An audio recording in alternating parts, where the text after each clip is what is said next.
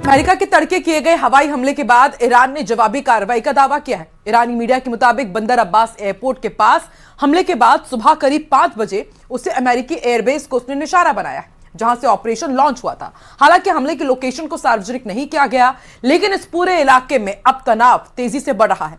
IRGC ने कहा है कि हालात बिगड़ने पर पूरी जिम्मेदारी हमलावर पर होगी। देखिए रिपोर्ट।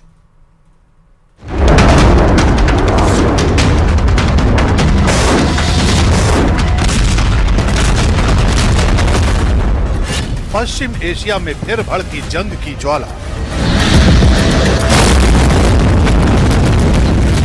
अमेरिका ईरान में फिर खींची तलवारें।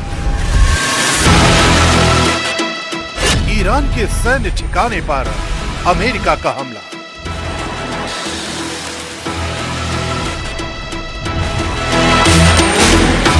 ईरान की तरफ से अमेरिका पर जवाबी एक्शन।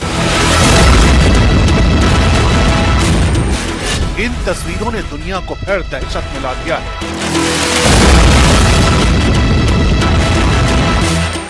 क्योंकि सीज फायर और शांति की हर उम्मीद पर अमेरिका ने एक बार फिर मिसाइलों की मुहर लगा दी है। तड़के हुए सैन्य ऑपरेशन ने पूरे पश्चिम एशिया को हाई अलर्ट पर पहुंचा दिया। अमेरिकी सेना ने ईरान के बंदर अब्बास एयरपोर्ट के पास एक रणनीतिक ठिकाने को निशाना बनाया। हमला इतना अचानक था कि इलाके में कुछ मिनटों तक सिर्फ धमाकों की आवाजें और धुएं का गुबार दिखाई देता रहा। इस ऑपरेशन के बाद दुनिया को यह संदेश दिया गया कि वॉशिंगटन पीछे हटने के मूड में नहीं है। अमेरिका ने साफ कर दिया है कि ईरान की सैन्य गतिविधि, ड्रोन नेटवर्क और समुद्री रणनीति को अब सीधे चुनौती दी जाएगी।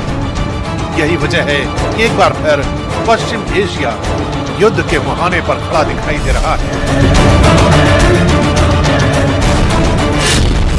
अमेरिकी हमला स्थानीय समय के मुताबिक सुबह अंजाम दिया गया। रिपोर्ट्स में दावा किया गया कि बंदर अब्बास एयरपोर्ट के पास स्थित एक सैन्य ठिकाने पर हवाई प्रोजेक्टाइल दागे गए। इस ऑपरेशन में ड्रोन और लंबी दूरी के हथियारों का इस्तेमाल होने की बात कही जा रही है। हमले के तुरंत बाद इलाके में सुरक्षा एजेंसियां एक्टिव हो गई और एयर डिफेंस सिस्टम को अलर्ट पर डाल दिया गया।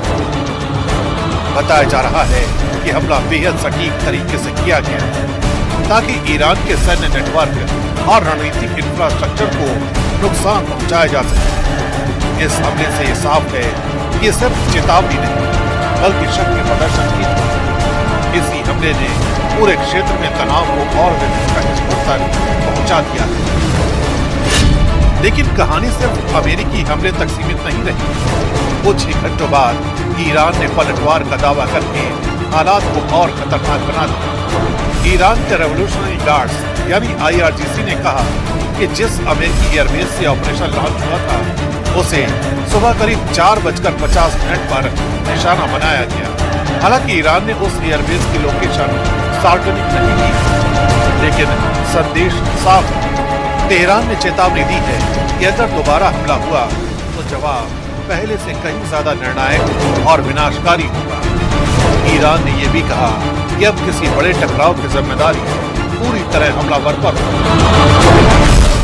इसके बाद खाड़ी क्षेत्र में सैन्य गतिविधियां तेज हो गई और कुवैत समेत कई देशों ने अपने एयर डिफेंस सिस्टम एक्टिव कर दिए। अब सवाल सिर्फ एक हमले और पलटवार का नहीं है। सवाल ये है कि क्या पश्चिम एशिया एक और बड़े युद्ध की तरफ बढ़ रहा है। अमेरिका अपने इरादों को लेकर अचल दिखाई दे रहा है, जबकि ईरान भी पीछे हटने के संकेत नहीं दे रहा। स्ट्रेट ऑफ हॉर्मुज से लेकर खाड़ी के सैन्य ठिकानों तक हर जगह तनाव चरम पर है। दुनिया की निगाहें अब इस बात पर टिक गई हैं कि अगला हमला कौन करेगा और उसका असर कितना व्यापक होगा, क्योंकि अगर ये संघर्ष बढ़ा तो इसका असर सिर्फ अमेरिका और ईरान तक सीमित नहीं रहेगा। तेल बाजार, वैश्विक व्यापार, समुद्री सुरक्षा और पूरी दुनिया की अर्थव्यवस्था इसकी चपेट में आ सकती है। यानी ये सिर्फ दो देशों की लड़ाई नहीं, बल्कि वैश्विक संकट में बदलती हुई जंग की आहट है।